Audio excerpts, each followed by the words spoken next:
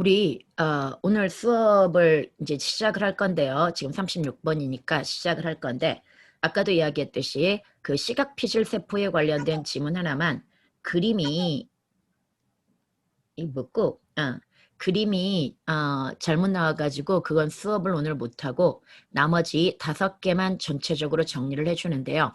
사실 크게 어렵진 않아. 근데 아까 유연이가 오늘 그 지대 이론 정리하냐고 문자를 줬는데 그렇게 물어봤다는 건 그걸 좀 어렵게 느꼈다는 이야기인데 경제학 지문 중에서 그래프 안 들어가면 그렇게 어렵진 않습니다. 2번 정도 반복해주면 되고요. 그 다음에 유형거라고 하는 그 유형거 구조 지문이 있거든요. 근데 그건 선생님이 약간 어렵게 가르칠 예정이야. 그 지문만 가르치는 것이 아니라 물리학에서 동원되는 웬만한 힘을 거기에서 다 가르쳐 줄 거기 때문에 아마 오늘 포커스는 2개의 지문, 그 경제 지대 이론 지문하고 그 다음에 그 유형거 지문 이 2개의 포커스가 있고요. 나머지는 그렇게 어려운 지문들이 아니기 때문에 그냥 가볍게 읽는 정도 수준이라고 가볍게 읽는 건 아니고 정리 요약은 해주는데 그냥 이해하는 수준에서만 보면 된다고 생각하면 됩니다. 화면 공유해가지고 지문 봐가면서 할 건데 너희들은 필기할 때를 주의하고는 꼭 화면을 볼 필요 없어.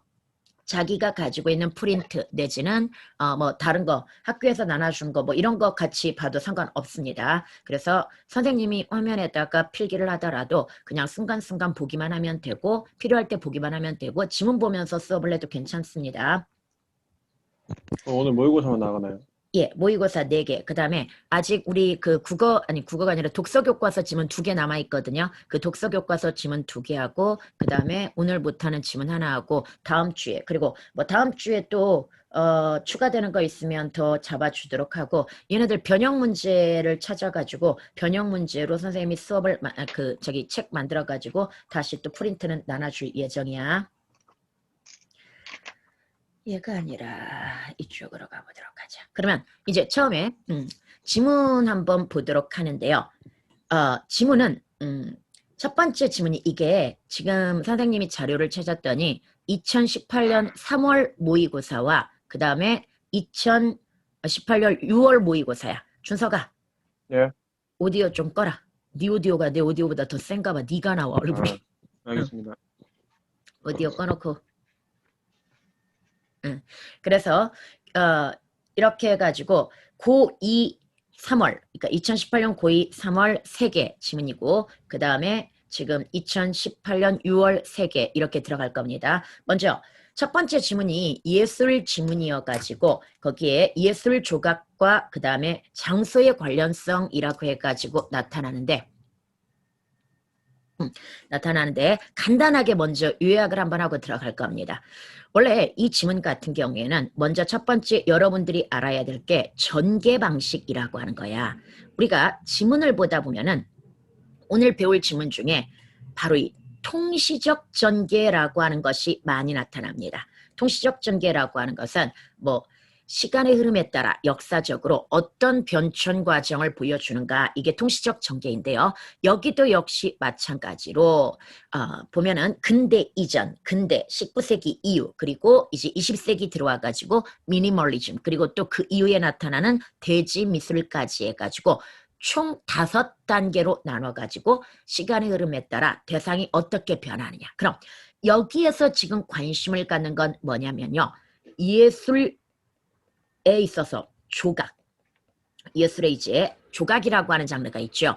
이 조각과 장소가 어떤 관련을 맺는가. 그래서 예술 조각과 장소의 관련성이라고 하는 측면을 살펴볼 거야. 그런데 지금 5단계로 나누어진다고 했으니까 시간을 한번 나눠보도록 하자. 첫 번째가 근대 이전이라고 하는 것이 있고요. 이거 이렇게 간단하게 요약한다면 한번 쫙 읽으면 깔끔하게 정리가 됩니다. 그래서 너네도 이거 같이 써야 돼. 써놓으면서 접근하세요. 그 다음 근대 이전이 있고 근대가 있고 그 다음에 세 번째가 이제 19세기 이후라고 하는 것이 있습니다.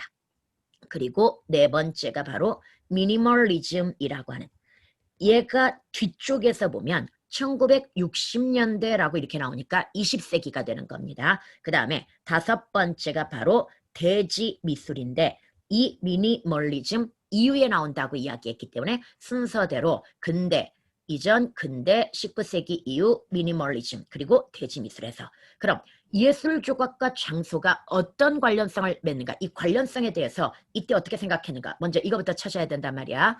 바로 조각도 근대 이전은 뭐라고 생각했어? 장소의 일부라고 생각을 했어. 조각이 장소의 일부라고 생각했고, 그 다음 근대에는 이제 서서히 장소로부터 분리되기 시작해. 조각이, 여기에 주어는 조각이야. 장소로부터 분리되기 시작하고, 그 다음 19세기 이후에는 장소와 조각은 아무 상관이 없어. 그래서 완전히 분리가 됩니다. 완전히 분리가 되고요. 그 다음에 미니멀리즘 시대에 와가지고는 다시 이제 예전으로 약간 예전으로 돌아가가지고 바로 장소와의 이 조각과 장소와의 관련성을 모색한다라고 하는 그런 관계로 다시 바뀌게 됩니다. 그리고 대지 미술에 와서는 장소 자체가 그러니까 장소 자체에다가 디자인을 해버려. 장소 자체가 그래서 곧 조각이요. 그래서 얘가 뭐가 되는 거야? 예술이 되는 거야.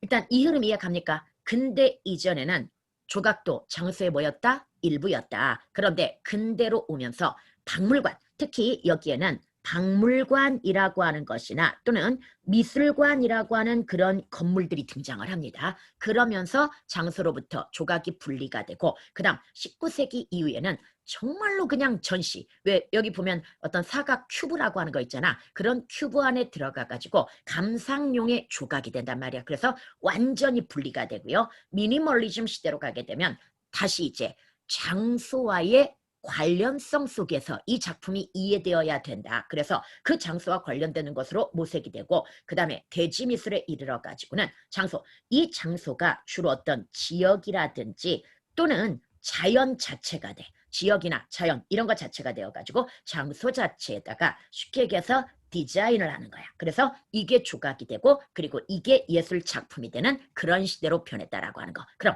이걸 조금씩만 더 자세히 한번 접근을 해보도록 하자. 이걸 조금씩만 더 자세히 접근을 해보자면, 봐봐. 이 장소의 일부라고 인식되는 이 부분에서는 뭐가 있었냐면요. 결국은 대부분 이 조각들이 어떤 교회 같은 거라든지 아니면 정치적인 건물, 그래서 얘네들이 어떤 색채를 갖게 된다? 종교적이거나 또는 어떤 정치적 색채를 갖게 되는 거야. 그래서 장소와 긴밀하게 연결되기 때문에 그 장소에 있을 때만 얘가 뭐가 있는 거야? 의미가 있는 거야.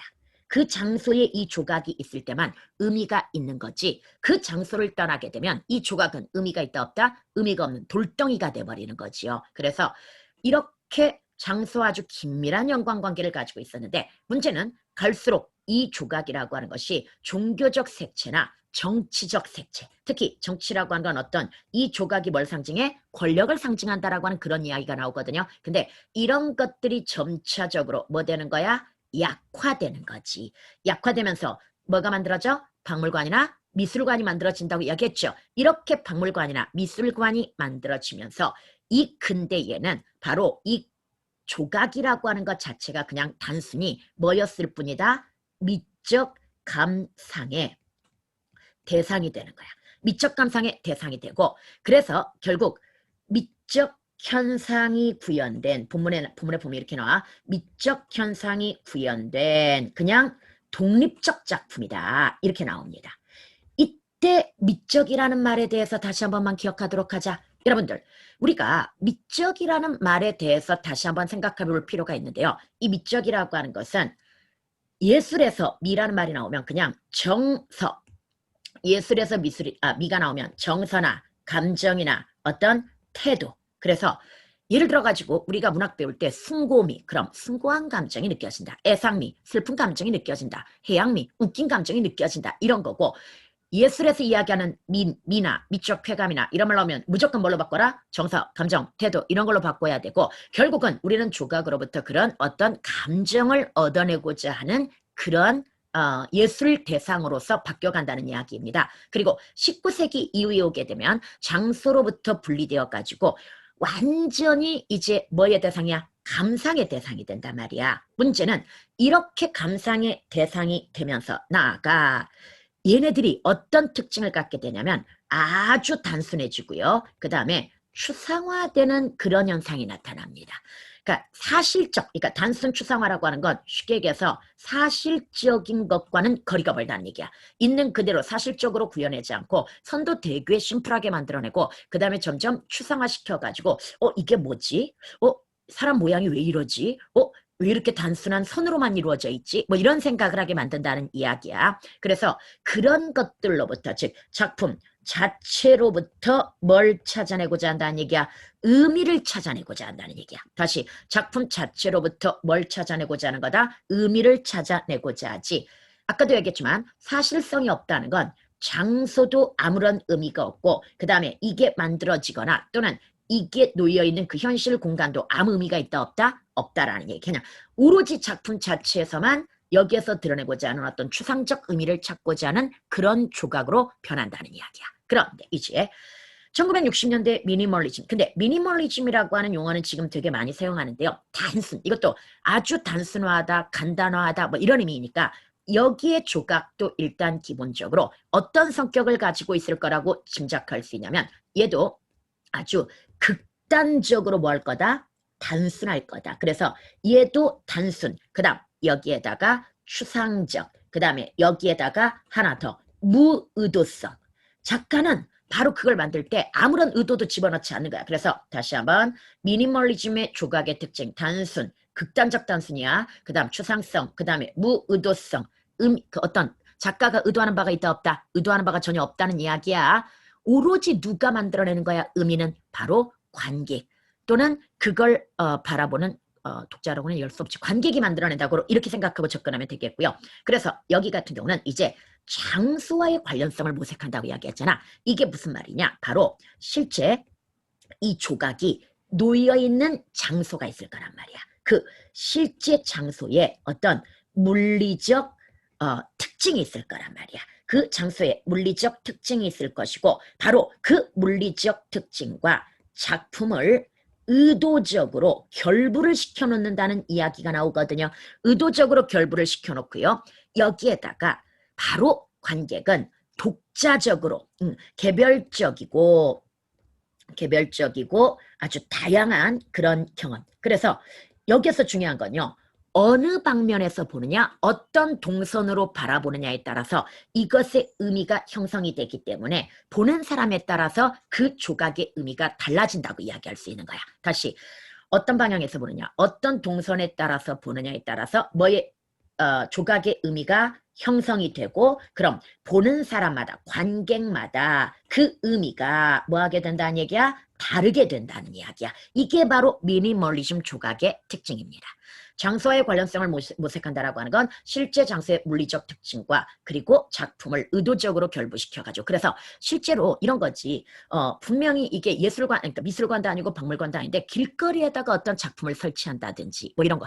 옛날에 드라마에서도 그런 거 있었어. 집 앞에 깡통 3개를 세워놨단 말이야. 깡통 3개를 세워놓으니까 거기를 지나가던 한국 관광객이었던가 하여간 뭔가 좀 짜증나는 일이 있어가지고 발로 그걸 차버렸단 말이야. 그 깡통을. 그랬더니 거기 주인이 갑자기 달려나와가지고 내 예술 작품을 망가뜨렸다고 하면서 여기에 대해서 그때 50만 원 보상했던가 하여간 보상을 해준 일이 있는데 그런 식으로 그냥 길거리에 놓여있는 깡통 그걸 하나의 예술 작품으로 그러니까 조각까지는 아니지만 예술 작품으로 간주해가지고 그걸 지나가면서 바라볼 때 사람들이 느끼는 감정 이게 바로 예술적 감상이다. 뭐 이렇게 이야기할 수 있다는 이야기죠. 바로 그런 거고요. 그 다음에 이제 대지미술로 가게 되면 장소 자체가 뭐가 된다고 이야기했습니까? 장소 자체가 디자인이 되고 조각이 되면서 장소 자체가 뭐가 된다? 예술이 된다라고 하는 그런 이야기를 했습니다. 그래서 여기는요, 그냥 간단하게 이야기하면 어떤 다시 한번 지역이라든지 어떤 환경이라든지 이런 것 자체가 뭐가 된다? 예술이 되고요. 그래서 작품, 얘네들은 작품, 그리고 장소, 그리고 감상자, 이 세 존재, 그러니까 작품, 장소, 감상자 간의 상호작용, 상호, 아이고, 상호작용을 통해 무엇을 형성한다?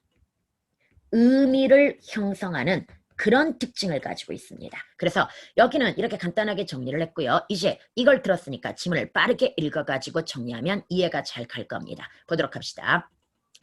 여기는 진짜 그냥 읽기만 하면 돼. 근대 이전의 조각은, 다시 근대 이전의 조각은 고유한 미술 영역의 독립적인 작품으로서가 아니라 신전이나 사원. 근데 봐봐, 글을 읽을 때 봤더니 신전이나 사원, 왕궁과 같은 장소의 일부로서 존재했다. 내용 자체가 너무 구체적입니다. 그러면 아직은 밑줄 칠 게 없다는 이야기야.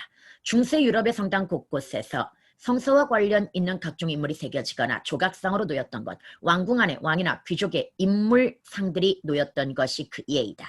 이러한 조각은 그것이 놓여있는 장소의 성격에 따라 종교적인 분위기를 조성하거나 왕의 권력을 상징함으로써 사람들을 감화시키는 기능을 수행하였다. 그래서 일단은 종교적 또는 권력, 그러면서 어떤 사람들을 감화시키는 그런 기능을 가지고 있었다. 근데 선생님이 지금 길게 밑줄을 안 친 이유가 여기는 전부 너무 내용이 구체적이어 가지고 이걸 모아 정리한 그런 문장을 하나 찾아줘야 되는데요. 다음 단락으로 넘어가 보니까 조각이 장소와의 긴밀한 관련성을 지니고, 그래서 앞에 걸 요약해 놓은 말이 바로 뭐냐면 조각이 장소와 긴밀한 관련성을 지니고 그 장소의 맥락과 의미를 강조하는, 뭐 이 정도까지 밑줄 쳐줘도 좋습니다. 수단으로 활용되는 경향. 바로 근대 이전의 조각은 조각이 장소와 긴밀한 관련성을 가지고 그 장소의 맥락과 의미를 강조하는 수단이었다. 이렇게 여기까지 요약할 수가 있는 거야.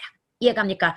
그리고 여기서 이 장소의 맥락과 의미의 구체적인 내용이 바로 종교적이거나 또는 왕의 권력이니까 정치적인 그러한 상징성, 뭐 이런 것들이라고 구체적으로 생각하면 되겠고요.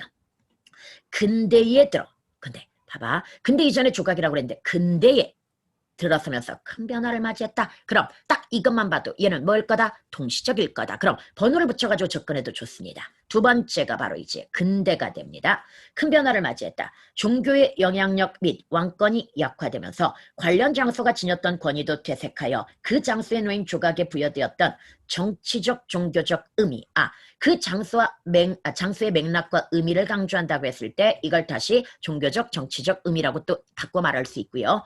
또 특정 장소의 상징으로서의 조각이 원래의 장소로부터 물리적으로 분리되어 기존의 맥락을 상실하는 경우도, 원래는 어떤 동상이 국회의사당에 있었다면 굉장히 상징적인 그런 동상인데 얘가 그 장소로부터 분리되어 가지고 다른 곳으로 옮겨지면서 그 의미를 상실하는 그런 경우도 발생했다는 이야기야. 경우도 생겨났다. 이러한 상황이 전시 및 교육을 목적으로 하는 박물관, 미술관 등 근대적 장소의 출현, 바로 다시 한번 통시적 전개 방법에서는 대상의 시간의 흐름에 따라 어떻게 변했는가, 이것도 중요하지만 왜 변했는가도 중요해. 그럼 왜 변했는가라고 했을 때 정치적 종교적인 권위가 약화되고 근대적 장소가 뭐였기 때문이야? 출현했기 때문이야. 그래서 바뀐 거야. 그럼 근대적 장소가 뭐야? 박물관, 미술관 같은 거라는 얘기지. 조각에 대한 새로운 관점이 부각되기 시작했다. 조각이 박물관이나 미술관에 놓이면서 미적 감상의 대상인, 이 표현 중요하죠.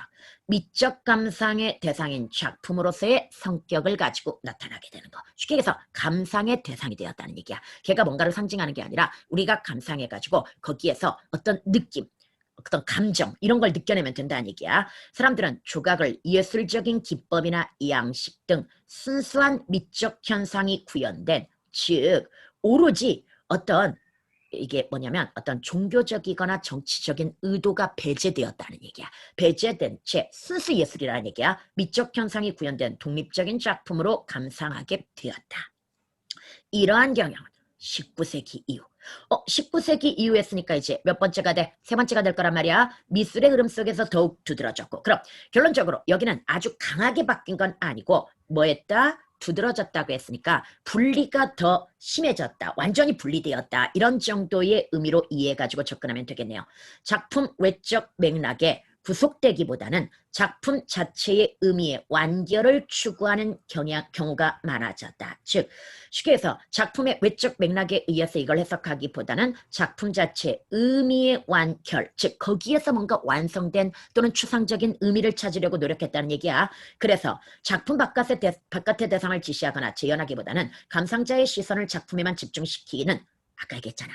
19세기부터는 어떻게 된다? 단순화된다. 추상화된다. 이런 얘기했었고요. 이 시기부터 많이 등장했다. 이러한 작품들은 대개 미술 전시장의 전형적인 화이트 큐브, 그러니까 박스라는 얘기야. 박스 안에 들어간다는 이야기야. 즉 출입구 이외에는 사방이 막힌 실내 공간 안에서 받침대 위에 놓여 실제적인 장소나 현실로부터 분리된, 쉽게 해서 철저히 그냥 그 작품 자체를 감상의 대상으로만 봤다는 얘기야. 다른 외적인 거와의 결부 전혀 없이 이렇게 다시 실제적인 장소나 현실로부터 분리된, 완전히 분리된 느낌이었다는 얘기고요. 이렇게 조각이 특정 장소로부터 독립해가는 경향. 두 가지였어. 근대와 19세기 이후는 모두 장소로부터 뭐했다? 독립해가는 경향이었다. 경향 속에서 미니멀리즘이라고 하는 것이 등장을 합니다. 그런데 이게 이따가 보면은 1960년대니까 20세기라고 볼 수 있고요. 그래서 이게 네 번째가 되겠습니다. 그래서 미니멀리즘은 1960년대 미국을 중심으로 발달한 예술 사조로 작품의 의미가 예술가의 의도에 의해 결정되는 것을 최소화하고 꾸밈과 표현도 최소화하여 극단적으로 단순화, 그리고 나아가 기약, 거의 선, 점, 그러니까 우리 보통 점선면 이렇게 이야기하죠. 그런 기하학적 형태를 추구했고, 미니멀리즘 작가들은 가공하지 않는 있는 그대로의 산업재료, 그리고 가공하지 않는 산업재료들을 사용. 예를 들어 가지고 사실 엄청나게 센세이셔널 했던 것이 우리 그런 거 있잖아. 그 뒤샹의 샘. 물론 이런 건 이제 다른 전위예술 계열로 또 분류하기도 하는데, 여하튼 그냥 기존에 있던 걸 그대로 가져다 놓고 작품이라고 이야기를 하는 뭐 그런 무의도성과 단순성. 여기서 무의도성은 아무런 의도가 없다는 얘기야. 이건 그걸 관람하거나 감상하는 사람에 의해서 의도가 생겨나고 그러니까 의미가 생겨나는 것이지 미리 작가가 뭔가를 의도하고 만들지 않았다는 이야기야.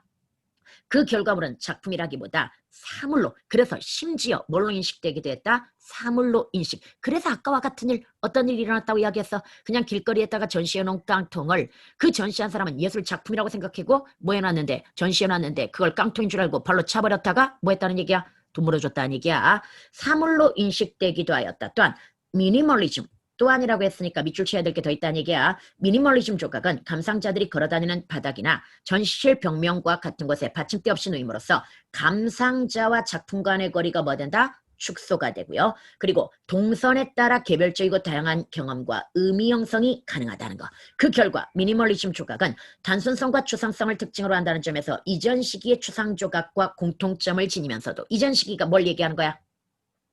앞쪽에 바로 19세기 이후나 근대를 이야기하는 거야. 그래서 그냥 우리는 간단하게 근대라고 이야기하자. 조각과 공통점을 지니면서도 전시장이라는 실제 장소의 물리적 특성을 작품의, 즉 장소의 물리적 특성을 작품에 의도적으로 결부했다는 점에서는 근대 이전의 조각, 여기 봐봐. 차별성을 띠게 되는데, 이게 그렇다고 해가지고 근대 이전의 조각이 가졌던 장소와의 관련성과는 또 차이가 있다는 얘기야. 거기는 그 장소에 종속된 의미였지만 그 장소와 상호작용을 통해서 나타나는 의미를 우리가 찾아내는 것이기 때문에 그 옛날 거하고는 또 차별화된다는 이야기야.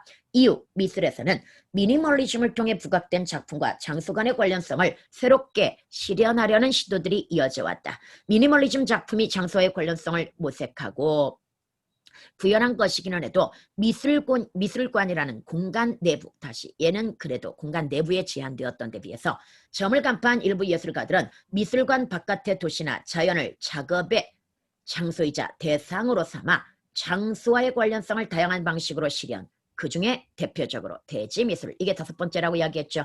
이러한 시도 중 하나로 대지의 표면의 형상을 디자인하여 자연경관 속의 작품을 만들어냄으로써 지역이나 환경 자체를 뭐했다? 작품화했고요. 구체적인 장소의 특성을 작품 의미의 근원으로 삼는 이러한 작품들에서는 작품과 장소, 감상자 간의, 다시 작품과 장소, 감상자 간의 상호작용을 통해 의미가 형성된다라고 하는 특징이 드러난다는 거. 여기까지 이해갑니까? 음, 여기까지가 이제 우리가 지금 전체적으로 지문을 한번 정리를 해봤고요. 그럼 여러분들 넘어가게 되면은 우리 이쪽에 보게 되면은 먼저 그림부터 보고 오자. 여러분 딱 보니까 이건 L자 빔이라고 하는 첫 번째 그림은 지극히 단순하죠. 너무나 극단화되었죠. 우리가 아까 어느 정도 단순한 건 만약에 사람을 뭐 이런 형태로 드러내었다. 그럼 뭐 이건 사람을 굉장히 단순하게 드러내었다. 이런 정도는 근대라고 볼 수 있단 말이야. 19세기 뭐 이런 정도라고 볼 수 있는데 미니멀리즘으로 가게 되면 이렇게 도저히 이게 뭘 형상화한 건지 알 수 없는 극단적인 추상화라는 얘기야. 극단적인 단순성이라는 얘기야. 그래서 이건 딱 봤을 때 뭐에 해당이 된다? 미니멀리즘에 해당이 되고요. 얘는 딱 봤을 때 뭡니까? 바로 방파제 자체가 디자인화되어 가지고 하나의 예술 작품인 것처럼 이렇게 만들어졌잖아. 그래서 얘는 뭐라고 볼 수 있어? 대지미술이라고 이렇게 볼 수 있단 말이야. 그리고 여기에서 지금 시간의 흐름에 따라 대상이 변화하면서 걔네들의 특성을 이야기했기 때문에 그 시대별로 작품을 놓고 거기에 대해서 이해했는지를 묻는 문제가 출제가 될 거고요. 여기는 봐봐. 기억은 미술관 내부라는 제한된 공간에 위치하고 있다는 점에서 그래 아까 미술관 내부라는 제한된 공간 미니멀리즘은 그 다음 기억을 감상하는 동선에 따른 A와 B의 상이한 경험은 그러니까 동선에 따른 A와 B의 상이한 경험은 작품에 대한 의미 형성에 기여했을 것이다. 정확하게 이해 갔고요. 니은은 호수라는 자연의 돌과 흙으로 형상을 만들어 자연환경을 작품화했다. 그래서 대지미술이고요. 니은은 그 위나 주변을 걸으면서 감상하게 되므로 작품의 의미는 작품 감상자 및 장소 간의 상호작용으로 형성. 이것도 정확하게 나왔고요. 그 다음 기억과 니은은 감상자가 한눈에 조망할 수 있는 위치에 있을 때 작가의 의도가 드러난다는 점에서 문제는요. 니은은 감상자가 한눈에 조망할 수 있는 위치에 있을 때 그 디자인이 뭐해? 다 보이면서 작가의 의도가 드러난다는 점에서 장소와 긴밀한 연관성을 가진 작품이라고 볼 수는 있어. 그러나 기억은 아까도 이야기했잖아. 여기 보게 되면은 이거 뭐야? 어떻게 어떤 시선으로 바라보느냐, 어떻게 동선을 움직이느냐에 따라서 그 의미가 뭐 한다고 이야기할 수 있어? 다 달라진다고 이야기할 수 있잖아. 그래서 이것 때문에 기억 때문에 틀린 거야, 이거. 뭔 말이지, 가? 예. 이것들이 이 카톡은 내가 지워놓는데도 왜 소리가 들어오는지 이해가 안 가. 여하튼 이 문제는 이렇게 이해하면 되겠고요. 이 문제가 제일 일단 많이 틀렸었습니다. 예, 그 다음에 앞쪽으로 한번 와보면요. 윗글의 논지 전개 방식. 변모양 양상을 시간의 순서대로 정확하게 답 나왔고요. 그 다음에 현실로부터 작품이 분리된 느낌은 완화야? 완전 분리라고 그랬잖아. 큐브 같은 경우는. 그래서 잽싸게 답이 나오고요. 그 다음에 가와 보기를 관련지어 이해한 것으로 이때 가는요. 근대 이전과 근대 이후를 모두 합쳐놓은 겁니다. 지금. 그래서 여기 보게 되면 중세시대의 건축 조각 그래서 그건 우리는 이미 다 이해를 했고 5번 한번 봅니다. 중세의 종교 건축물의 일부였던 조각상이 원래의 장소에서 물리적으로 분리되면 의미 있다 없다? 의미 전혀 없다고 이야기했잖아. 원래 종교적 신비감이 유지되기 어렵겠군. 맞겠지? 그럼 나머지는 다 틀렸겠지. 나머지 다 틀렸을 것이기 때문에 안 읽어준 거야. 그래서 여러분들이 나머지는 읽어보도록 하고요. 그 다음에 5번 같은 경우는 원래 모의고사 수준에서는요. 그냥 넣어봐가지고 말이 되는지 안 되는지 이거 뜻을 완벽하게 알아가지고 문제를 푸는 건 아니거든요. 그래서 넣어봐가지고 말이 되는지 안 되는지 수준에서 이해를 해주면 됩니다. 그래서 이건 답 찾아보도록 하고 그 다음에 여러분들 만약에 여기에서 지금 토지 지대 이론이 들어가면 좀 시간이 걸리니까 먼저 쉬운 거 하나를 먼저 해가지고 쉬는 시간 가진 다음에 그 다음에 토지 지대 이론을 한번 들어가 보도록 하자. 감정 노동과 감정 조절의 전략부터 한번 가볼게요. 좀 넘어가 보자. 귀찮아도 좀 넘어가 보자.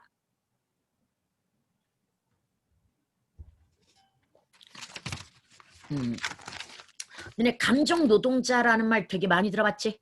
감정 노동자라는 말 많이 들어봤고 그 감정 노동자가 사회적으로 또는 여러 가지 개인적으로 문제가 되고 있다라고 하는 그런 얘기. 그래서 요즘은 대부분 어떤 상담을 하거나 전화를 할 때 꼭 그 앞에 뭐가 따라 붙냐면 그거야. 지금 전화를 받는 분이 당신의 가족일 수도 있습니다. 지나치 뭐 폭언 어쩌고 저쩌고 이런 걸 삼가해 주세요. 이건 법에 저촉됩니다. 이런 안내 문자가 반드시 앞서 나옵니다. 그만큼 그동안 감정 노동자들의 스트레스와 그 다음에 어떤 직무로 인한 직업병이 심했다라고 하는 걸 의미하고 이걸 법적으로 지금 보호해주고 있다라는 이야기야. 이건 어려운 지문은 아닙니다. 어려운 지문은 아니기 때문에 사실 정리를 선생님이 해놓긴 했거든요. 요약해주고 들어갈까? 그냥 지문 바로 읽을까? 그냥 이건 지문 바로 읽어도 돼. 요약 안 하고 그냥 지문 바로 간단하게. 가요. 요약해줘. 지문 알았어. 바로 가요. 어? 지문 바로 가요. 지문 바로 가. 요약해 달라는 사람도 있고. 간단하게 그냥 지문만. 요약하고 읽자. 선생님 예. 길게 요약 안 해줄게. 봐봐. 첫 번째는 일단 감정 노동이라고 하는 거에 대한 정의가 나타나. 감정 노동이라고 하는 거에 정의가 나타나고 그 다음에 이제 뭐가 나타나냐면 바로 이 감정 노동 종사자의 뭐가 필요하다? 일단 감정에 영향을 주는 요인에 대해서 세 가지로 이야기를 합니다. 그래서 노동 종사자의 감정에 영향을 주는 요인 세 가지가 일단 개인 특성이라고 하는 것이 나타나고요. 그 다음에 두 번째가 바로 직무 특성이라고 하는 것이 나타나고요. 그 다음 세 번째가 조직 특성이라고 하는 것이 나타납니다. 이때 개인 특성이라고 하는 것은 바로 이건 그 당사자를 이야기하는 거야. 당사자의 공감적 어떤 배려. 그래서 개인 특성으로서 왜 유난히 상대방의 감정에 공감을 잘하는 사람들이 있잖아. 잘하는 사람들이 있는데 그래서 그 상대방의 감정에 공감해가지고 상대방이 막 열받으면 정말요? 정말 짜증나는군요. 막 같이 화내고 상대방이 슬퍼하면 같이 슬퍼하고 상대방이 좀 정말 좋으시겠어요 하면서 같이 기뻐하고 막 이런 거. 그래서 이런 공감적 배려가 높은 사람은 기본적으로 자신의 실제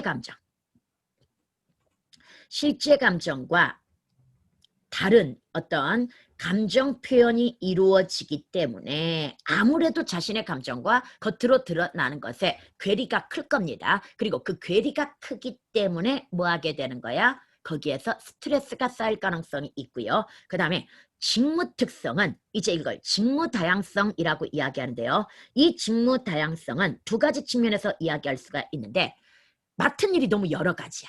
맡은 일이 너무 여러 가지여가지고 뭐 사장 앞에서는 일해야 되고 전무 앞에서는 일해야 되고 또 밑에 직원 앞에서는 일해야 되고 막내 앞에서는 일해야 되고 뭐 이렇게 조금 너무 다양한 일을 맡다 보니까 다양한 사람들을 상대하게 되고 그렇다 보니까 감정을 굉장히 다양하게 상대한테 맞춰야 되다 보니까 감정 노동이 심해질 수 있다는 이야기이고 그러니까 다시 어떤 자기가 맡은 일 자체가 뭐하다는 얘기야? 다양하다는 얘기야. 그러니까 직무 자체가 다양하다고도 볼 수 있고요. 그 다음에 직무 다양성은 또 상대하는 고객이 다양할 수도 있어. 다시 뭐가 다양할 수도 있다? 고객이 다양할 수도 있다라고 하는 거. 내가 하는 일이 다양할 수도 있고 그 다음에 뭐가 다양할 수도 있다? 고객이 다양할 수도 있고 고객이 다양하다는 건 다양한 성격을 가진 사람들을 상대해야 되기 때문에 이런 사람 A라고 하는 사람한테는 굉장히 부드럽게 B라고 하는 사람한테는 좀 더 강하게 나가야 되고 C라고 하는 사람한테는 무조건 복종하듯이 들어가야 되고 이렇게 상대방한테 맞춰줘야 된단 말이야. 그래서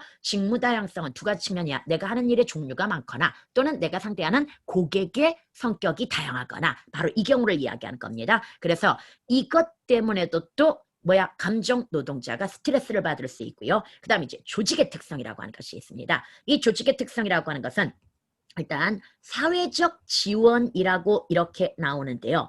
이건 꼭 사회적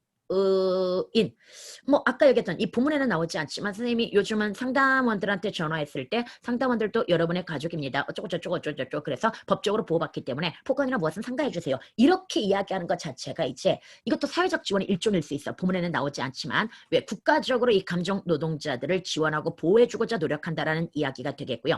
또 한편으로는 그 회사 자체 예를 들어서 대기업 같은 경우에는 상담사들이 굉장히 스트레스를 많이 받는다라고 하는 걸 알고 있기 때문에 얘네들을 2시간 연속으로 앉아가지고 상담을 하게 하지 않아. 반드시 2시간마다 뭐 해줘야 돼? 쉬어줘야 되는 거야. 쉬어주고 그 다음에 무슨 만약에 그 상담사가 중간에 상담을 하다가 너무 스트레스를 많이 받는다 싶으면 거기 돌아다니는 감독하는 다른 사람이 그 전화를 다른 쪽으로 돌려준다거나 뭐 이런 것도 있고요. 그 다음에 그런 사람들을 잘 다독이거나 지원해주거나 위로하거나 또는 가끔은 정신과 상담을 받을 수 있도록 유도해주는, 그러면서 윗사람들이 굉장히 아랫사람들 관리를 잘하는 그런 대기업들이 있습니다. 바로 그런 대기업들은 사회적 지원이 굉장히 잘 돼 있다고 볼 수 있는데요. 문제는 우리 왜 그런 거 있잖아. 백화점 같은 데서 예전에 뭐 그런 일 있었어. 그 지하 주차장에서 그 주차를 안내하는 사람이 뭐 마음에 안 든다고 해가지고 막 뭐라고 하고 있고 사과하라고 막 이러고 무릎 꿇고 사과하라고 막 이렇게 이야기하는데 본인의 입장에서는 아무리 고객이지만 그리고 자기가 크게 실수를 하지 않은 것 같은데 거기에서 무릎 꿇고 사과하는 게 어려운데 이때 상사가 나와가지고 아니 자네 뭐 하는 거야 당장 무릎 꿇고 사과해 해가지고 어쩔 수 없이 회사에서 잘리면 안 되기 때문에 무릎 꿇고 사과를 했지만 그때 엄청난 모멸감을 느끼고 거의 자살소동까지 갔던 그런 사건이 있었거든요. 그래서 사회적으로 굉장히 이슈화된 적이 있습니다. 바로 저기야. 그런 건 사회적 지원이 제대로 안 되고 있는 상태이고 그렇다고 한다면 감정 노동자들은 훨씬 더 스트레스 강도가 높아지는 거지. 그래서 요즘 가끔은 그런 거 있잖아. TV에서 드라마 같은 데서 물론 우리 남학생들은 드라마 잘 안 보겠지만 이런 경우 그러니까 아까처럼 진상 고객이 올 경우에는 갑자기 뭐 윗사람이 나서가지고 오히려 고객 편을 드는 게 아니라 자기 직원 편을 들어가지고 당신 같은 사람은 안 받는다고 나가라고 뭐 이렇게 이야기한다거나 이렇게 해가지고 좀 사이다를 먹여주는 그런 부분도 있는데 사실 그게 현실에서 적용하기는 쉽지가 않아. 일단 고객이 왕이다 보니까 쉽지가 않고 여하튼 간에 그런 사회적 지원의 차이에 의해서 얘네들의 감정, 노동자들의 감정이 영향을 받는다는 이야기야. 그래서 세 가지. 개인의 쉽게 해서 개인 특성은 개인 성격이야. 개인 성격차도 있고 그 다음에 직무 특성도 있고 그 다음에 조직 특성에 따라서도 이 감정 노동 종사자가 여러 가지 감정에 영향을 받는다. 이런 이야기가 되겠고요. 그 다음에 이제 바로 그런 특징을 먼저 살펴본 다음에 실제 이제 직무 수행에 있어서 실제 직무 수행으로 넘어가게 되면은요. 이제 다시 이게 어떻게 나눠지냐면 표면 행위라고 하는 것과 그 다음에 내면 행위라고 하는 걸로 나누어지는데요. 이건 조금 아까 글 읽을 때 선생님이 생각했던 게 참 순서를 원래는 표면 행위가 뒤쪽으로 나와야 되거든요. 내면 행위보다는 그래야 뒤쪽에서 자연스럽게 내용이 이어지는데 일단 표면 행위라고 하는 것은 바로 실제 자기 감정은 전혀 아니야. 그러나 조직이 원하는 감정이 있을 거란 말이야. 그래서 그런 조직의 감정 규칙에 충실하게 뭐 하는 거야? 따르는 거야. 다시 조직의 감정 규칙에 따르지만 실제 내 감정은 아니야. 그래서 솔직히 상대방한테 조직의 규칙에 의해서 웃으면서 어서 오세요 고객님 어쩌고 저쩌고 이렇게 이야기하지만 사실은 어젯밤에 남자친구한테 채였어. 그래서 난 되게 지금 슬프단 말이야. 그러면 얘는 지금 표면 행위와 실제 자기의 감정이 같아 달라. 이럴수록 더 괴리감을 느끼거나 스트레스를 엄청나게 많이 받겠지요. 그리고 여기에서 이제 내면 행위라고 하는 건 이제 이런 사람이 있어. 굉장히 조직에 충실해가지고 우리 회사의 고객은 곧 나의 고객. 그리고 내가 고객한테 잘해야 회사가 잘 되고 회사가 잘 돼야 내한테 이로운 거야. 뭐 이런 생각을 해가지고 이 회사, 그러니까 어떤 조직의 감정 규칙을 뭐 해버려? 내면화시켜버리는 거야. 내면화시켜가지고 그걸 자기 감정이라고 생각하는 거야. 자기 감정이라고 생각해가지고 그렇게 행동을 하는 그런 내면 행위라고 하는 게 있습니다. 이 지문은요. 표면 행위의 문제점만 지적하고 있어. 왜냐면 표면 행위 같은 경우에는 이게 나중에 뭘로 나타나게 되냐면 감정 부조화라고 하는 걸로 나타나게 되고요. 이 감정 부조화라고 하는 것이 심해지면 나중에 정신병이 되거든요. 우울증이나 또는 뭘 유발하게 된다? 정신병 같은 거, 기타 등등 여러 가지 어떤 문제들을 유발하게 됩니다. 유발하게 되고 오히려 내면 행위, 즉 조직의 감정 규칙을 내면화해 가지고 행동하는 사람들은 그래도 이질감이 느껴지지 않기 때문에 많이 느껴지지 않기 때문에 그래도 이쪽은 뭐야 심리적인 안정을 가져올 수 있지만 여기에 대해서도 이의를 제기할 수 있어. 사실은 무슨 이의를 제기할 수 있느냐, 우리가 보통 지금 여기에서 이야기하고 있는 선생님이 아까 이야기하고 들어오려다가 얘기를 안 했는데 감정 노동자들이 어떤 조직이 요구하는 조직의 감정 규칙이라고 하는 것이 있다라는 말이 나오죠. 이걸 전문적으로 뭐라고 하냐면 페르소나라고 이야기합니다. 이 사회가 요구하는 뭐야? 가면이야. 우리 칼 구스타프 융의 심리학에 나오는 대표적인 인간 집단 모식 4가지 중에 가장 많이 알려진 게 바로 페르소나인 건 알고 있죠. 그래서 문학 작품 속에서도 페르소나라고 하는 개념은 되게 많이 나오는데, 즉 인간은 어떤 조직의 목적에 맞게 뭘 쓰고 살아갈 수밖에 없어. 가면을 쓰고 살아갈 수밖에 없는데, 실제로 표면 행위는 이 가면과 그 다음에 자신의 본 모습이 너무 다르기 때문에 거기에서 지금 굉장히 이질감을 느끼면서 감정 부조화가 생기고, 그래서 부작용으로 우울증이나 정신병 뭐 이런 것들이 생겨난다는 그런 이야기가 되고, 이 내면행위는 조직의 감정 규칙을 내면화했다는 건 이 가면을 정말로 자기 걸로 인식을 해버린다는 얘기야. 그래서 실제 어떤 소설 같은 경우에도 그런 내용 나온 적 있어. 항상 가면을 쓰고 살아가기 때문에 뭐가 진짜 내 모습인지를 모르게 되었고, 이제 그냥 가면이 편하다. 그래서 집에 와가지고도 가면을 벗지 않습니다. 가면을 벗지 않고 그대로 살아가면서 내 얼굴을 잊어버렸다라고 이렇게 이야기하는 그런 소설이 있거든요. 약간 그로테스크하긴 하지만, 그래서 사실 저는 이쪽도 약간 문제가 된다고 생각은 하는데, 지금 이쪽 주로 여기에서 문제점으로 지적하는 건 이 표면 행위에 의해서 나타나는 감정 부조화에 대한 문제점을 제기하고 있는 겁니다. 여하튼 간에 여기에서 이제 이런 것들이 사회 병리적 현상이 된단 말이야. 그래서 이것을 뭐 해야 되겠어? 극복을 해줘야 되겠지요. 그래서 이걸 극복하기 위한 전략. 그래서 이게 바로 뭐가 되는 거야? 우리 이 작품의 제목이 감정노동과 감정조절의 전략이란 말이야. 그래서 이제 마지막으로 감정노동,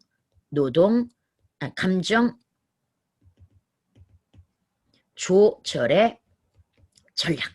3가지가 제시가 됩니다. 이 3가지가 바로 뭐냐면, 첫 번째가 능동전략이라고 하는 것이 있습니다.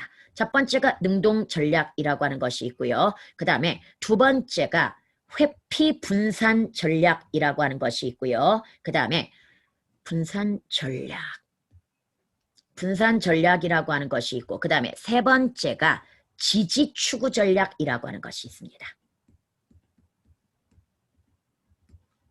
이 능동전략 같은 경우에는 좀 더 현실의 어떤 자신의 문제점을 정확하게 인지하고 이 감정 부조화를 극복하기 위해서 여러 측면에서 노력을 하는 거야. 그러니까 이런 일이 왜 생겨났는가 성찰하고, 그리고 이것을 이해하려고 노력하고, 그리고 이렇게 해가지고 되도록이면 긍정적으로 인식하면서 나중에 이걸 성숙의 계기로 삼거나, 또는 심지어 이걸 극복하고자 적극적으로 어떤 행동하는 그런 모습을 보여주는 걸 능동전략이라고 이야기하고요. 그 다음에 회피분산 전략이라고 하는 것은 그냥 주의를 분산, 쉽게 얘기해서 상대방이 앞에서 아니 여기에서 지금 안내나 하는 주제에 네가 뭔데 어쩌고 저쩌고 나를 들어올 수 있다 없다 말아해. 그러면 그냥 뭐 하는 거야 얘는? 네 고객님 하면서 속으로는 걔야 지져라 뭐 이렇게 생각하고 있는다든지, 아니면은 뭐 딴 생각 저녁에 뭐 남자친구 만날 생각한다든지 이러면서 또는 저건 저 사람의 성질이 더러워서 그러는 거야 뭐 이러면서 불쌍하니까 넘어가 줘야지 뭐 이런 식으로. 그래서 이런 식으로 회피 분산 전략, 주의를 분산하게 되는데, 여기는 나중에 뭐가 발생해? 문제점이 발생할 수 있어. 이런 성격, 그러니까 이러한 습관이 모든 데에 적용이 되어가지고 조금 진짜 본인에게 중요하거나 그리고 남에게 좀 관심을 가져야 될 때도 뭐 할 수 있다? 무관심으로 대응하거나 또는 회피할 수 있단 말이야. 그러니까 정작 본인에게 아주 중요한 일임에도 불구하고 그것을 무관심 내지는 이게 습관화되어 가지고 회피할 수 있다라고 하는 그런 단점이 있기 때문에 장기적으로 쓸 수는 없습니다. 얘네 두 개는 굉장히 일시적인 거야. 지지추구 전략. 다시 얘가 바로 뭐다? 궁극적인 해결 전략이야. 능동 전략이 궁극적인 해결 전략이고요. 얘네 두 개는 궁극적이지는 않고 일시적인 전략이라고 본문에 나옵니다. 그리고 지지추구 전략이라고 하는 것은 우리 요즘 정말 유행하는 말 중에 뭐가 있냐면 자존감이라는 말이 있어. 자존감이 바닥을 쳤다. 뭐 이런 얘기 많이 들어봤을 겁니다. 아무래도 이런 감정 노동에 시달리다 보면은 우리 도경님이 왜 인제 오셨을까? 이런 감정 노동에 시달리다 보면은 자기 어떤 자존감, 그러니까 자아가 상실되고, 그리고 뭔가 자존감이라고 하는 것이 땅을 친다. 뭐 이런 얘기 많이 들어봤잖아. 그래서 자아가 상실되고 자존감이 떨어질 수 있는데, 이럴 때 누군가의 뭘 받는 거야? 바로 지지 또는 어떤 조언 또는 어떤 격려. 물론 본문에 이 말이 다 나오는 건 아니고 그냥 쌤이 좀 추가해 주는 거야. 이런 걸 듣다 보면 예를 들어 가지고 이런 거야. 우리 대여비가 성적이 떨어졌어. 성적이 떨어졌으면 이제 그래서 실망하고 있고 자기 스스로에 대해서 굉장히 자존감이 바닥을 치고 있을 때 내가 이러는 거지. 야, 또 원래 잘하는 애잖아. 근데 이번에 네가 실수한 거고 어쩌고 저쩌고 그래서 어차피 이제 올라갈 일만 남았으니까 희망을 가져. 이러면서 뭐해? 지지도 해주고 조언도 해주고 격려도 해주고 그러면 갑자기 뭐야 다시 기분이 좋아지고 자신감도 생길 수 있는 거잖아. 바로 그런 식으로 누군가에게 지지를 받거나 조언을 받거나 격려를 받음으로써 자존감을 좀 높이는 그런 전략이라는 얘기야. 그래야 바로 이 감정 부조화로 인한 이러한 거에서 좀 벗어날 수 있다라고 하는 그런 이야기가 되는 겁니다. 여하튼 그러나 다시 한번 2번, 3번은 일시적이고 그 다음에 궁극적으로는 1번을 통해서 끊임없이 이런 것들 감정 보조화로부터 벗어나려고 노력해야 된다는 그런 지문이야. 요약 이해갔니? 그럼 간단하게 빠르게 한번 읽어보도록 하자. 우리는 일상생활을 하면서 감정 노동 종사자를 쉽게 접할 수 있다. 감정 노동 종사자들은 특정한 감정 표현을 요구받기 때문에 스트레스를 받는 경우가 많다. 일반적으로 감정 노동은 업무상 요구되는 특정한 감정 상태를 연출하거나 유지하기 위해 행하는 일체의 감정 관리 활동을 일컫는다. 즉 어떤 조직에서 요구하는 뭐가 있어? 감정이 있을 거란 말이야. 이 감정 상태를 연출 내지는 유지하기 위해 행하는 일체의 감정 관리 활동. 이걸 뭐라고 한다? 감정 노동이라고 한다 해가지고 일단 감정 노동에 대해서 다시 한번 정의를 해줬습니다. 그 다음 감정 노동 종사자의 감정에 영향을 미치는 요인은 크게 개인 특성, 여러분 이것도 기억하자. 개인 특성, 직무 특성, 조직 특성으로 나눌 수 있다. 이렇게 해가지고 얘를 분류를 했는데요. 이 분류가 지금 단락의 첫 번째에 나오게 되면 그 단락에서 이 세 개를 다 설명해 주겠다라고 하는 의도가 되는 거고 만약에 이게 단락의 끄트머리에 나왔다고 한다면 각각 단락을 나눠서 하나씩 설명하겠다라고 하는 그런 의도라고 누차 이야기했었지요. 그래서 그것도 기억하면서 여기는 이 세 가지를 한 단락 내에서 처리할 가능성이 굉장히 높구나라고 생각하고 접근을 해줘야 된다는 얘기야. 그 뒤에 개인 특성, 직무 특성, 조직 특성으로 나눌 수 있다. 개인 특성을 대표하는 요인으로는 공감적 배려. 그냥 쉽게 생각하죠. 개인의 성격. 다시 쉽게 생각하면 개인의 성격이 되게 영향을 많이 받는 거지. 그러니까 좀 내성적이거나 아니면 좀 예민한 사람은 상대방의 감정 변화를 감당을 못하니까 더 힘들어 하겠지. 이것은 타인의 감정에 전적으로 동의하지 않더라도 타인의 감정에 공감을 표현하는 것. 이게 바로 뭐야? 공감적 배려라는 얘기야. 공감적 배려가 강한 사람은 타인의 감정에 대응하기 위해 실제 감정과 다른 감정을 표현하기도 한다. 쉽게 얘기해가지고 타인에게 공감 잘한다고 해가지고 이게 정신건강에 좋은 건 아니라는 얘기야. 타인에게 공감을 잘한다는 것은 결국은 자신의 감정보다는 타인의 감정을 드러내는 경우가 많기 때문에 괴리가 생겨난다는 그런 이야기가 되는 거지. 타인의 감정에 대응하기 위해 실제 감정과는 다른 감정을, 그러니까 실제 감정과는 무엇을 다른 감정을 표현했다는 거. 이게 바로 뭐야? 괴리잖아. 그럼 여기에서 뭐가 발생할 거야? 스트레스가 발생하겠지. 그 다음 그 뒤에 직무 특성을 대표하는 요인으로는 이제 두 번째 지금 개인 특성에 대해서 이야기했고 이제 직무 특성에 대해서 이야기를 해줍니다. 직무 특성을 대표하는 요인으로는 직무 다양성. 그런데 이 직무 다양성 이 직무 수행 과정에서 활용해야 하는 기능이나 재능의 복합성 이게 바로 뭐야? 해야 될 일이 너무 많다는 얘기야. 선생님이 요즘 그래 내신하면서 수능 때는 오로지 뭐야?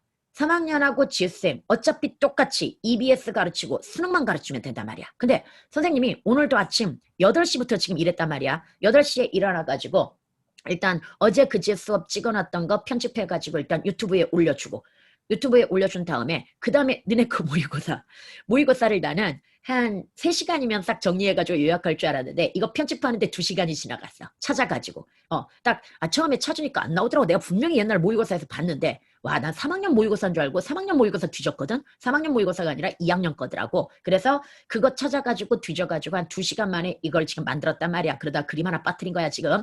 이걸 만들어가지고 그 다음에 이제 이걸 뭐 해야 되겠어? 읽어가지고 정리 요약을 해야 될 거 아니야. 그래서 정리 요약해가지고 문제 풀어보고 하니까 또 3시간이 지났어. 그래서 아까 5시 반 정도에 겨우 마무리되어가지고 지금 수업을 들어온 거란 말이야. 사실은 그 이전에 마무리되었다고 한다면 그 두 번째 지문도 그림 찾아가지고 정리 분석 다시 해가지고 오늘 수업을 진행을 했을 거란 말이야. 근데 문제는 나 내일은 또 뭐 해야 되는지 알아? 내일은 해석요고인데 해석요고는 또 독서가 책이 어디 미래의 난유키는 동화였던가? 지금 그거란 말이야. 그래서 내일 또 걔네 독서 들어가는 거 6지문을 또 아침부터 분석 정리해가지고 걔네 또 정리 가르쳐 줘야 돼. 그 다음에 또 어제 같은 경우는 선덕 같은 경우가 지금 선덕이 원래 교과서 해달라는 이야기는 안 했는데 해주다 보니까 교과서까지 걔네는 미래엔 독서야. 미래엔 독서에다가 걔네는 고상과 모의고사라고 그랬잖아. 고상과 모의고사 가르치다가 이거 가르치니까 완전 중학생 가르치는 것 같아 지금.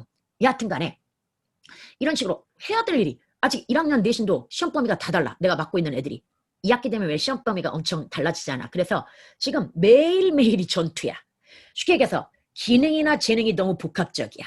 내가 3학년을 가르쳤다면 뭐만 하면 돼? 오로지 수능, 오로지 EBS만 하면 되기 때문에 그걸 반복해가지고 뭐 하면 되는 거야? 숙련되어가지고 익숙해지면 되는 건데 얘는 어차피 이 모의고사도 너네 한 번 가르치면 땡이거든요. 숙련에 별로 도움이 안 돼. 이거 공부해가지고 정리해 놓은 다음에 또 써먹을 수 있으면 스트레스를 별로 안 받을 거야. 근데 너무 다양한 걸 가르치면서 다시 써먹을 일이 없네? 그러니까 스트레스를 받아. 즉, 기능이나 재능이 너무 복합적이야. 여러 가지를 해야 돼, 내가. 여러 가지를 해야 된다는 거. 그 다음, 다시. 이게 직무다양성이라고 하는 게 이 측면 하나가 있다고 이야기했고요. 직무다양성이 증가할수록 표현해야 할 감정도 다양해질 수밖에 없다. 특히 서비스 업무에서는 고객 유형이 다양하면 이게 두 번째 케이스야. 뭔 말인지 제가 내가 해야 될 일의 종류가 많거나 아니면 내가 상대하는 고객의 종류가 너무 많아. 그래서 직무 다양성이 뭐죠? 높아지는 거지. 조직 특성을 대표하는 요인으로는 사회적 지원이 있다. 이제 이번에는 세 번째, 여기가 이렇게 니은이고 이번에는 이제 세 번째로서 사회적 지원. 어차피 이 단락에서 다 설명할 거라고 쌤이 이야기했습니다. 이것은 상급자 동료 등 조직 내에서 대인관계를 맺는 사람들에게서는 인정, 조언, 물질적 지원 이런 거란 말이야. 긍정적인 뒷받침. 그런데 이 긍정적인 뒷받침이 높은 회사가 있고 뭐한 회사가 있겠어? 낮은 회사가 있을 거란 말이야. 높은 회사 같은 경우는 그래도 좀 심리적으로 위로가 되고 그 다음에 여기에 대한 또 물리적인 보상도 주어지니까 스트레스를 덜 받을 거란 말이야. 그런데 만약에 조언 오히려 윗상사가 아니 너는 하는 일이 뭔데 고객 응대도 제대로 못하는 거야 뭐 이런다거나 또는 일은 이렇게 뒤지게 스트레스 받게 시켜놓고 뭐 하는 거야 지금? 엄청 물리적인 어떤 지원도 좀 안 해줘. 심지어 커피도 좀 다양하게 내가 좋아하는 나는 블랙커피를 좋아하니까 블랙커피 좀 갖다 놓으면 좋은데 주구장창 믹스커피만 갖다 놔가지고 그냥 커피로도 위로를 못 받아. 그러면 뭐야? 스트레스가 더 커지는 거지. 그래서 사회적 지원이 풍부한 조직에서 일하는 사람은 감정 노동에 대한 스트레스가 낮고 업무 만족도가 높다. 그런데 반대. 그렇지 않은 사회적 지원이 풍부하지 못한 조직에서는 스트레스를 엄청 많이 받을 거란 말이야. 이러한 세 가지 특성의 요인들은 복합적으로 작용하면서 감정노동의 양상도 다양하게 나타난다. 이해됐을 거고요. 그 다음 실제 직무. 이제 실제 직무 수행 장면으로 가보자. 감정노동 양상 중 대표적인 것으로 표면행위와 뭐가 있다? 그러면 역시 첫 번째 단락에서 두 개로 나눠졌으니까 이 둘 다 이 단락에서 설명하겠다는 이야기가 되겠고요. 조직이 종사자에게 요구하는 특정한 감정 표현을 조직의 감정 표현 규칙이라고 하는데 이 조직이 요구하는 뭐가 있을 거다? 감정 표현이 있을 거란 말이야. 이걸 뭐라 그래? 조직의 감정 규칙. 그래서 왜 백화점 같은 경우에는 아침에 문 열기 전에 그냥 쫙 고객들 서가지고 아니 고객이 아니라 그 직원들 서가지고 왜 어서 오십시오 사랑합니다 고객님 막 이런 거 연습시킨단 말이야. 그래서 그런 연습들이 일종의 조직의 감정 표현 규칙이라고 얘기할 수 있는 거지.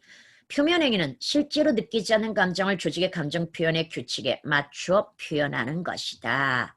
그 다음에 다시 실제로는 느끼지 않아. 그런데 여기에 맞춰. 그럼 괴리가 뭘까? 커지겠지. 감정의 괴리가 커지고 그럼 스트레스가 뭘까? 높아지겠지. 그 다음 내면행위는 조직의 감정 표현 규칙을 유난히 자기 어떤 감정보다는 상대의 감정을 중시하거나 또는 뭐 하는 경우가 있다. 조직의 규칙에 잘 따르는 그런 유형의 사람들. 그래서 스트레스를 진짜 안 받는 사람들이 있어. 아니 뭐 어차피 여기 들어와가지고 해야 되는 일인 거 알았고 그 다음에 그렇게 하니까 월급 받는 거 아니야? 뭐 그럼 당연하게 해야지 이렇게 생각하는 사람들이 있을 수 있다는 얘기야. 바로 그런 사람들은 감정 표현 규칙을 내면화 그냥 자기 걸로 만들어버리는 거야. 그래서 스트레스를 좀 덜 받는 거야. 실제 감정으로 느끼면서 표현하는 것이다. 내면행위는 심리적 안정의 긍정적 영향. 사실은 심리적 안정의 지금 긍정적 영향이라고 했지만 선생님은 이걸 아까 비판적으로 한번 이야기를 했지요. 이거 과연 이거 진짜 좋은 것인가에 대해서. 사실은 너무나 오랫동안 가면을 쓰고 있다 보니까 자신의 어떤 우리가 정체성이라고 이야기하거든요. 자아 또는 정체성을 상실하고 그 페르소나 가면이 자기 라고 착각하고 살아가게 되는 그런 현상이라고 해가지고 긍정적인 거 아니라고 하는 거. 근데 여기는 일단 긍정적으로 봅니다. 반면 표면행위를 할 때는 감정노동 종사자들은 자신의 감정을 위장을 해야 하기 때문에 감정 부조화를 경험하게 된다. 감정 부조화 상태가 되면 수치심이나 짜증과 같은 부정적 감정이 유발되고 감정 부조화가 지속되면 감정노동 종사자는 스스로를 위선적이라고 생각하며 그래서 맨날 아씨 이놈의 회사 때려쳐야지 내가 뭐하고 사는 건지 뭐 이 말을 하루에도 몇 번씩은 생각하면서 살아갈 거야. 거짓자를 느끼게 되고 심할 경우 우울증과 같은 정신병리 증세 쉽게 해서 정신병 앓게 된다는 얘기야. 심각하게 스트레스 받으면 나중에 히스테리도 심해지게 되고 노이로제도 심해지게 되고 심지어 뭐 결벽증도 생길 수 있고 편집증도 생길 수 있고 그리고 우울증은 기본이고 또는 우울증의 종류에도 왜 조증이라고 하는 거 조울증이라고 하는 거 있지. 어떨 때는 기분 좋았다가 어떨 때는 기분 확 다운됐다가 이런 것들 그러니까 우울증 등과 같은 정신병리 증세를 겪을 수도 있다. 따라서 감정노동 종사자들은 감정 부조화에 따른 부정적 감정을 해소하기 위해 감정 조절 전략을 구사한다. 그래서 이제 마지막 단락이 뭐야? 감정 조절 전략이고 우선이라고 했으니까 여기도 이 단락에서 몇 가지 여러 가지를 제시할 가능성이 높습니다. 자신이 경험한 부정적 감정에 대하여 스스로를 평가한다. 일단 스스로 평가, 그 다음에 그 후 이 어떻게 대처, 결정하여 적절한 감정 조절 전략을 구사한다. 이런 감정 조절 전략에는 대표적으로 세 가지가 있다. 첫째, 능동 전략이라고 하는 것이 있고 그래서 부정적 감정에 적극적으로 대처하는 전략이다. 부정적인 감정을 있는 그대로 받아들이고 자신이 왜 이런 기분을 느끼게 되었는지 이해하고자 또한 과거 유사한 상황을 떠올리거나 문제에 따라 긍정적 측면을 보면서 자신이 성숙할 수 있는 기회로 삼기도 하고 나아가 부정적인 감정을 유발한 상황을 개선하거나 해결하기 위해 뭘 취한다? 행동을 취하기도 한다는 이야기야. 자꾸 짜증이 나는 이유가 뭘까? 옛날에도 비슷한 일이 있었는데 잘 극복했으니 이번에도 잘 이겨내면 좋은 경험이 될 거야 라고 생각하는 경우가 그 예에 해당한다. 둘째, 회피 분산 전략은 부정적인 감정 상태에 있을 때 의도적으로 다른 생각을 떠올려 현지의 부정적 상황을 피하거나 주의를 분산시키는 전략이 되겠고요. 별것 아닐 거야. 불쾌한 감정은 금방 지나갈 거야 라고 생각하며 부정적 상황을 외면하거나 부정적인 상황과 상관없는 즐거운 상황을 떠올리는 것이 그 예에 해당된다. 하지만 이 전략을 자주 쓰다 보면 자신의 문제뿐만 아니라 뭐라고 아까 무관심한 태도가 그러니까 습관화되는 거야 이게. 그래서 무관심한 태도가 생겨날 수 있게 된다라고 하는 거. 셋째, 지지 추구 전략. 자신을 지지하는 사람들과의 교류를 통하여 자아 개념과 그 다음에 자존감을 안정되게 유지함으로써 이거야. 선생님이 하는 거잖아. 내가 트위터에서 어떤 애가 어째 내 컴퓨터가 아니라 내 핸드폰 그 용량이 너무 꽉 차가지고 몇 개를 지운 다음에 정리를 하는데 내가 잘 못하니까 제가 해드릴게요 해가지고 학생이 컴퓨터가 아니라 핸드폰 정리를 한번 해줬거든. 그러더니 하는 말, 와 선생님 하루에 트위터에서 4-5시간이나 사시네요. 이런 게 평균이 나오나 봐. 쌤이 주로 밤에 새벽에 트위터를 좀 많이 보는 편이거든. 근데 트위터에서 일단 재수없게 박지민 팬 만나면 정말 박지민 팬들이 우리 태영이를 내려치기 하고 음치라고 하고 막 그러면서 비난하고 욕하고 또 나한테도 뭐 아줌마니 뭐 인생의 낭비야 아줌마가 뭐 어쩌니 그 다음에 할머니라느니 막 그러면서 조롱하고 막 이러면 자존감이 좀 떨어졌다가 뭐 하게 되는 거야 이제 같은 특친을 만나는 거지. 우리 태영이를 좋아하는. 그러면 갑자기 태영이 이야기하면서 기분도 좋아지고 그러면서 맞아 서로 지지해주고 막 이러면서 뭐 하게 돼? 다시 자존감이 올라오게 되는 거지. 그런 지지 전략. 교류를 통하여 자아 개념과 자존감을 안정되게 유지함으로써 부정적인 감정을 해소하려는 전략이다. 친밀한 사람을 만나 자기 감정을 토로하여 공감을 얻거나 주위 사람으로부터 조언이나 다시 공감을 얻거나 조언이나 도움을 구하는 것 등. 이 전략은 타인과의 상호작용을 통해 감정을 조절하는 것으로 부정적 감정을 누그러뜨릴 수 있기에 많은 사람들이 활용한다. 즉, 세 번째가 사실 가장 많이 활용이 된다는 이야기야. 그러나 세 가지 감정 조절 전략 중 회피 분산 전략과 지지 추구 전략은 일시적 감정. 왜냐면 이렇게 해가지고 뜻이 맞는 사람, 마음이 맞는 사람끼리 공감하고 같이 지지하고 욕해줘봤자 또 그 다음날 박지민 팬 만나가지고 박 터지게 싸우면 또 바닥을 칠 거잖아? 그래서 일시적일 뿐이라는 얘기지. 그래서 감정 조절에는 유용한 전략이나 근본적인 문제를 해결할 수 없다는 한계를 지닌다. 따라서 궁극적인 감정 조절을 위해서는 무엇을 능동 전략을 활용하는 것이 바람직하다. 지문 이해갔지? 어렵지 않다. 문제도 너무 쉽습니다. 윗글에서 소송이 왜 들어갔어? 이거 내가 아까 그 워드 치다가 잘못 친 거다. 확인 소송할 수 있는 게 아니라 확인할 수 있는 이 말이야. 감정 조절이 불가능한 상황 이런 거 안 나옵니다. 그리고 나머지는 다 나오는 거고요. 그 다음 A의 내용 전개 방식은 아까 분류라고 이야기했잖아, 쌤이. 분류고 그리고 각각을 밝혀가지고 여기서 조심해야 될 거 구성 요소를 나열한다. 이건요. 나중에 배우겠지만 분석. 그러니까 여기서 분류와 분석에 대한 차이를 다시 한번 이야기하자. 종류나 유형이나 또는 범주로 나눠주면 뭐다? 분류. 그 다음에 구성 요소나 또는 부분으로 나누어 가지고 설명하면 뭐가 된다? 분석. 그래서 차이가 좀 있습니다. 그 다음에 감정, 주의를 분산시키는 감정 조절 전략 궁극적이 아니라고 이야기했죠. 그래서 답이 쉽게 나오기 때문에 통과하고 여기도 답들 되게 쉽게 나와. 그냥 그대로 적용하면 되니까 그냥 여기 넘어가자. 그리고 조금만 쉬었다가